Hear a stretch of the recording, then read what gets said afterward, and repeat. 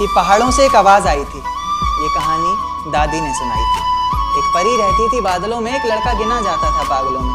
कहता था बादलों से कोई आने वाला है, ज़मीन पर उतर कर मेरी सांसों में समाने वाला है। उसे बिना देखे इजहार करता हूँ, कहता था मैं उसे खुद से भी ज़्यादा प्यार करता हूँ। इतना सब सुनकर परी ने ज़मीन पर आने की ठानी। माँ ने रोका, बाबा ने समझाया, पर किसी की एक न मानी। रात का वक्त चारों तरफ अंधेरा था, रोशनी के नाम पर बस चांद का बसेरा था।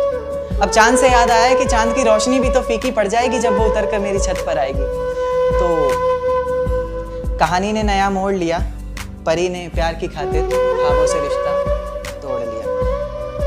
कहीं मैं सपना तो नहीं देख रहा, ये मेरे सामने कौन खड़ा है? कुछ बोलता क्यों नहीं, इस तरह चुप्पी साधे क्यों मौन खड़ा?